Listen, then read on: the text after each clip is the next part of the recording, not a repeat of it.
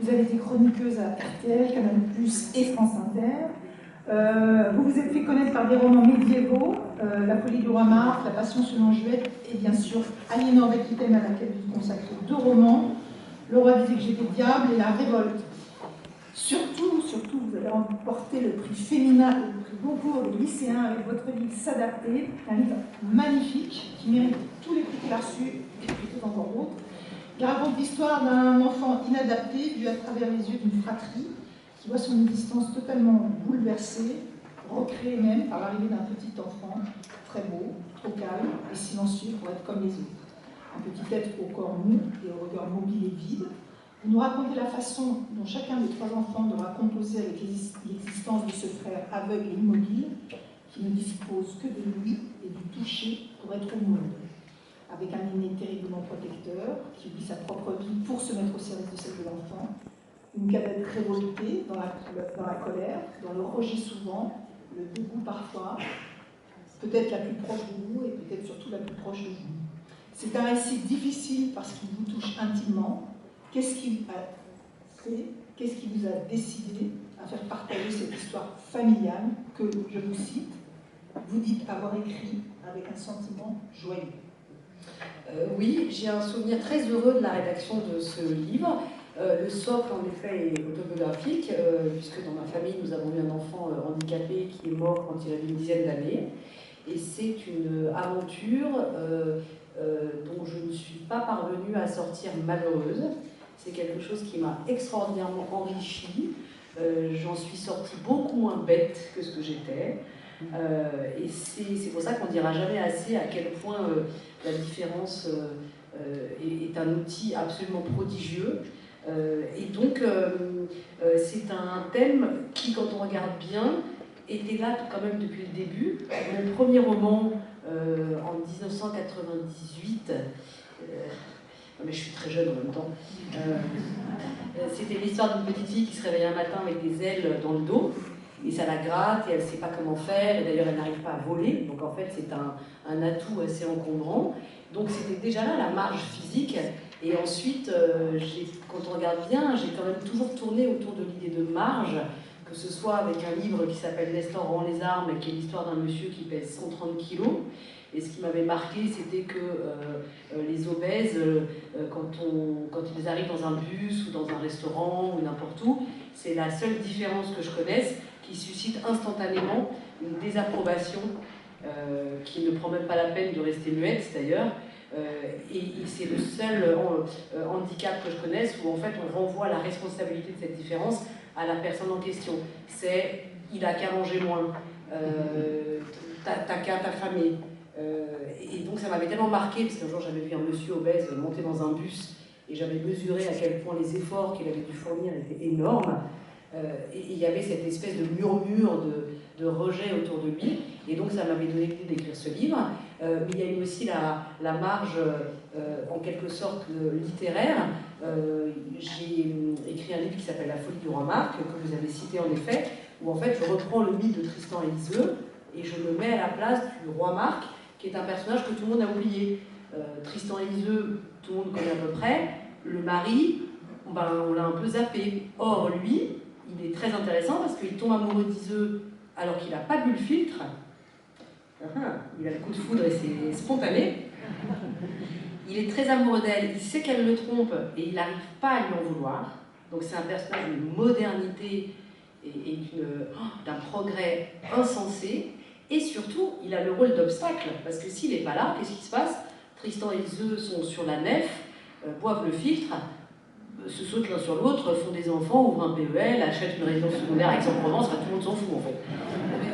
Alors que lui, le roi Marc, comme il est l'obstacle, il peut y avoir mythe. Donc il est fondamental. Et je m'étais attachée à lui. Pareil pour Juliette, où ça a été la postérité en quelque sorte, c'est la marge pardon, historique, puisque la postérité l'a écarté. Donc à chaque fois, en fait, j'ai tourné autour des marges. Et donc arrive un moment où il y a une sorte de possibilité de s'inspirer du vécu et de le transformer en matière romanesque. Mais c'est quand même votre récit le plus intime, c'est oui. Autre chose de parler... on comprend bien votre démonstration, mais là vous franchissez un pas incroyable. incroyable. Oui, mais il vient toujours un moment où Il y a une maturité. il y a sans doute une maturité littéraire. Alors ça, c'est mon éditeur qui le dit, qui est là, qui dit qu'il y a une maturité littéraire. Donc je suis contente d'avoir un gramme de maturité dans ma vie, parce que j'en ai pas ailleurs, visiblement, que littéraire. Mais en revanche, je pense profondément qu'il y a un moment dans la vie d'une personne où la joie d'avoir connu une personne disparue supplante enfin le chagrin de l'avoir perdue. Et quand en fait cette joie d'avoir connu la personne est plus forte que la tristesse d'être sans elle, alors là l'écriture devient possible. Et c'est sans doute à mon insu ce qui s'est passé. C'est-à-dire qu'à un moment, d'où le fait que la rédaction a été heureuse, c'était pas du tout. J'ai un souvenir j'étais très contente de retrouver ce petit fantôme et puis de monter une histoire parce qu'il y avait des tas de choses inventées. Et ça a été un exercice. J'avais le sourire tout le temps. J'étais très contente de. Donc vous voyez, il y a des fois où finalement l'absence, c'est une présence souriante et qui escorte. Alors, l'éditeur a été cité dans ma droite, Carcassonne, que nous recevons aujourd'hui à un niveau, puisqu'il est effectivement l'éditeur de Clara Luciani, mais il est même auteur. On va aussi très vite parler de son livre, mais peut-être une réaction manuelle en tant qu'éditeur à ce type de récit intime, difficile. On a envie de dire casse-gueule pour un éditeur parce qu'il faut tenir une ligne de crête, faire transmettre des émotions bien sûr, mais sans être dans le pathos. Est-ce que vous avez un rôle d'accompagnant très important? Comment vous avez reçu ce manuscrit? Je voudrais commencer, si j'ose dire, par d'écrire un petit dessin de Sampé qui m'avait beaucoup amusé jadis. J'ai dû le mettre dans mon bureau, puis je ne sais plus ce que j'en ai fait. C'est un dessin de Sampé qui est un dessinateur merveilleux, c'est un auteur qui rentre dans le bureau de son éditeur et qui lui dit « J'aimerais pousser une longue plainte à 200 000 exemplaires ». Et j'adore ce dessin. Et je trouve que la difficulté, c'est justement voilà, que la longue plainte ne soit pas trop une longue plainte et que chaque livre amène quand même vers cette forme de maturité qui fait qu'une histoire autobiographique, en l'occurrence elle l'est, puisse être racontée différemment. Donc je pense que c'est vrai que Clara Luciani, qui a commencé très jeune, elle a commencé à écrire à l'âge de 12 ans et demi, en 1998, non, elle était jeune, mais elle a un certain nombre de livres, dont des livres qui se passent pas du tout aujourd'hui, qui se passent à l'époque du Moyen-Âge, avec des livres d'Aquitaine, mais aussi Juliette de Huy, qui est moins connue, que nous avons beaucoup aimé. Elle avait probablement besoin de ce chemin-là pour aller à ce livre-là. D'ailleurs, la meilleure preuve en est que Eova Luciol, son livre, traite de la différence, qu'un livre qu'elle a écrit, qui nous a valu un débat sur Anobès, voilà, traite de la différence, et qu'au fond, elle a traité de la différence presque dans tous ses livres, jusqu'au moment où elle l'a traité pour un sujet qui la concernait de près, mais en faisant un roman, d'où le grand succès de ce livre. Je vais d'ailleurs, de manière volontiers auto-cruelle, je me permets de faire remarquer, chère Valérie, que tu as invité aujourd'hui l'auteur, l'un des auteurs qui s'est le mieux vendu en 2021, et l'un des auteurs qui s'est le moins bien vendu début 2022. Grâce à vous, ça va peut-être changer. Vous achetez plusieurs exemplaires. Non, mais la vie de Beck, c'est déterminante, surtout ces rencontres, justement, pour donner une dynamique à la littérature. Alors, Manuel Carcassonne, je voudrais quand même qu'on aborde aussi, je suis au cœur du sujet pour vous aujourd'hui, vous êtes éditeur et patron des éditions Stock. Vous avez publié en janvier Le Retournement des éditions Grasset. Alors, enquête autobiographique, retour aux sources, questionnement sur l'identité, portrait de famille avec névrose, c'est tout cela, mais c'est aussi une plongée dans les livres et les auteurs qui vous accompagnent, dans cette traversée, ce tourbillon, ce chaos, à l'instar du Liban, pays qui est très présent dans votre livre, car en fait, dans votre histoire, tout commence avec l'amour, par l'amour, l'amour de nous, notre femme, aussi orientale et libanaise que vous êtes, germanique, pratin et juif laïque. Elle est l'étrangère révélatrice, et il y a dans votre livre, qui est absolument passionnant et érudit, aussi des accents à la Woody Allen, quand vous parlez de vous, en déprimé pour une autodérision typique de l'humour juif, et en même temps un formidable élan et une curiosité. Alors, vous avez édité énormément d'auteurs, vous avez franchi le pas avec ce premier livre. Je voudrais que vous nous disiez pourquoi, et surtout que vous nous le définissiez, parce que c'est un livre inclassable hybride. Comment le définissez-vous? Il y a très longtemps, j'ai commencé mon édition très tôt, après avoir fait de la critique littéraire, et 12 ans aussi. Et quand je suis rentré chez Grasset, où j'étais donc mon premier travail d'éditeur, j'ai été directeur littéraire très tôt par rapport à la norme. Je crois que j'étais directeur littéraire à 27 ans ou 28 ans. Et j'avais agressé, ça amusera Didier Decoing qui était au premier rang, François Nourricier lors d'un comité de lecture. François Nourricier qui a été secrétaire général de l'Académie de Goncourt, parce qu'il défendait un auteur, lui, un jeune auteur suisse. Et puis le livre, je trouvais qu'il était inclassable. Et à l'époque, je sais pas, j'avais envie de classer les choses. Je me suis dit, mais alors, assez, ça l'a vraiment agacé. C'est à un moment donné, il m'a dit, enfin, ça n'a pas besoin d'être classé, c'est un machin. J'ai beaucoup aimé l'idée qu'il défende un livre qu'il appelait lui-même un machin. Et en fait, je pense que moi, je ne suis probablement pas capable d'écrire un roman, je ne prétends d'ailleurs pas du tout. Et je le dis avec beaucoup de modestie, mais de modestie réelle, pas de fausse modestie. Je pense que les écrivains ont des gens qui font des livres comme un pommier fait des pommes et que ça tombe. Voilà, moi j'ai eu le besoin de faire ce livre pour des raisons particulières, et j'y tiens, hein, je n'en dis pas de mal, ça ne fait pas de moi néanmoins un écrivain, mais je crois que les raisons étaient toutes réunies pour que je le fasse, et en particulier de l'amour. Mais alors l'amour, bien sûr, qui est fondamental. D'ailleurs, l'héroïne, c'est une héroïne hein, dans ce roman, c'est une femme qui porte le nom de Nour dans le roman, mais quelles sont les autres raisons? C'est-à-dire, elle est un révélateur, un catalyseur, elle fait tout exploser, c'est-à-dire que tout d'un coup, vous dites, mais en fait, je suis qui? Cette femme me renvoie à quoi? Et comment ça s'est concrétisé?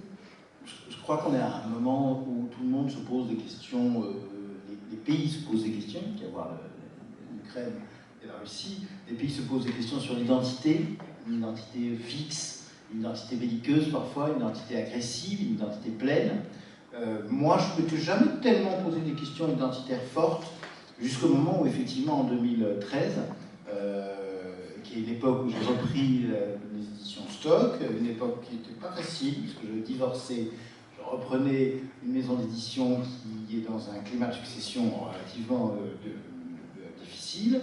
J'essayais de ne pas perdre tous nos auteurs, de remonter une maison d'édition, et en même temps, se passait un certain nombre de choses dans ma vie privée.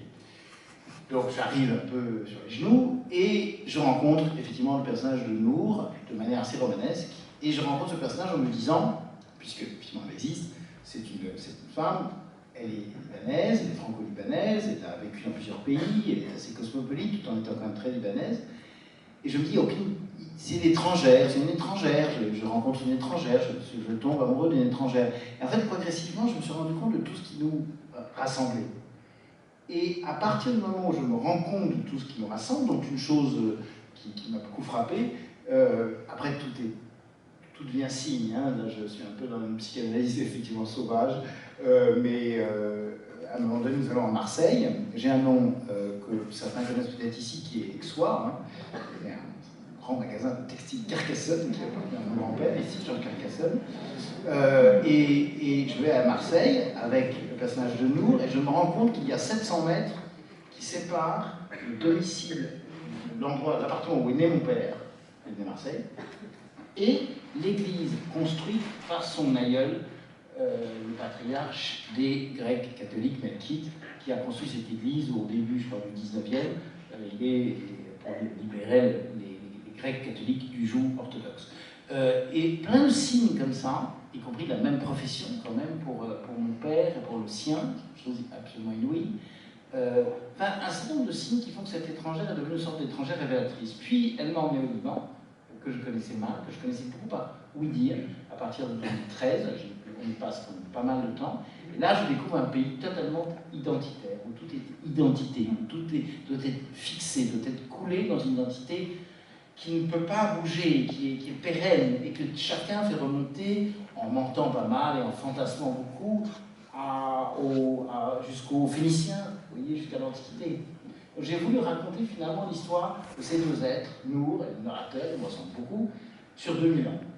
Voilà, un petit projet, un petit peu ambitieux.